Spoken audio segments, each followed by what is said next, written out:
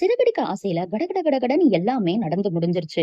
ரோஹிணி உண்மைய ஒத்துக்கிட்டாங்களா இல்லையா அப்படிங்கறத நம்ம பார்க்கலாம் வாங்க. யார்கிட்டயுமே சொல்லாத அப்படின்னு ஸ்வேதா கிட்ட மீனா எல்லா உண்மையும் சொல்றாங்க. மீனா போய் ரவி கிட்ட சொல்ல, ரவி போய் முத்து கிட்ட சொல்லிடுறாரு.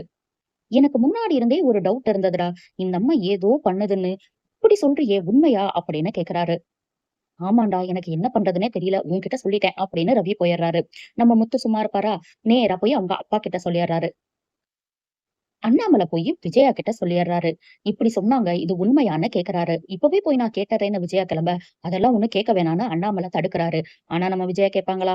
அப்படியெல்லாம் கேட்காம நேரா போய் ரோஹிணி கதவை தட்டுறாங்க. ஏ ரோகிணி, வெளிய வா, உன்கிட்ட ஒண்ணு நான் கேட்கணும்னு சொல்றாங்க. உன் வாழ்க்கை என்ன ஒரே மர்மமாவே இருக்கு. ஏன் இப்படியெல்லாம் நடக்குது? எதுக்கு நீ இப்படி பண்ண?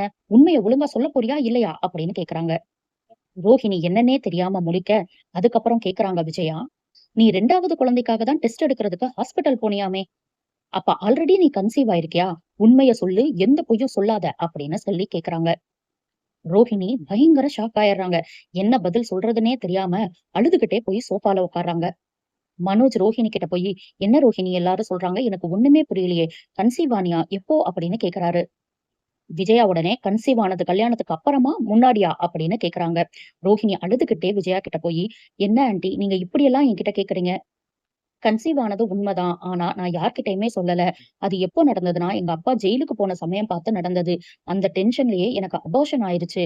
அதனாலதான் நான் யார்கிட்டயும் சொல்லலன்னு ஒரே போடா போடுறாங்க. பொய் சொல்றதுக்கு ரோஹிணிக்கு சொல்லியா தரணும்? அடுக்கடுக்கா பொய்ய அடுக்கிக்கிட்டே போறாங்க. நாளைக்கு என்ன நடக்க போகுதுன்னா, இந்த வீட்ல நடக்கிற எதுவுமே சரியில்ல. நாங்க தனியா போலான்னு நினைக்கிறோம்னு ரோஹிணி சொல்றாங்க.